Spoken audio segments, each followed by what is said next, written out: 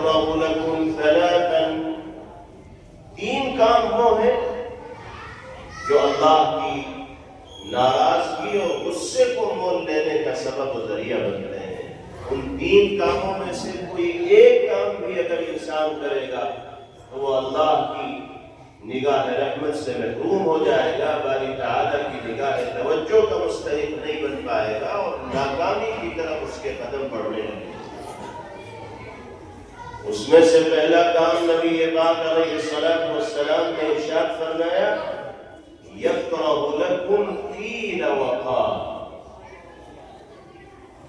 اللہ رب العزت والجلال کو یہ بات ناپسند ہے، یہ عمل اللہ کو ناراض کرنے والا ہے کہ تم کسی کی ٹوہ میں لگو، کسی کی زندگی میں جھانکنے کی کوشش کرو،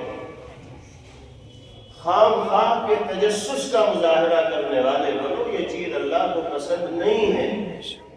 تو کسی کی زندگی میں زبردستی جھانکنے کی کوشش کر رہے ہو؟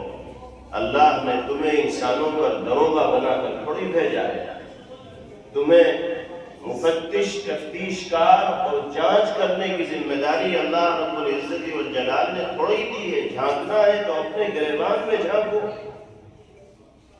عیوب تلاش کرنے ہیں تو اپنی زندگی کے اندر تلاش کرو۔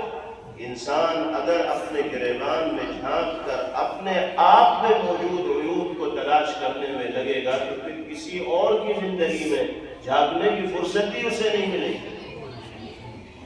ہماری کمزوری یہ ہے کہ اپنے آپ میں پائے جانے والے عیوب و نقائص کی طرف ہماری نگاہ جاتی نہیں اور دوسرے میں زبردستی عیب پیدا کرنے کی کوشش کی جاتی ہے۔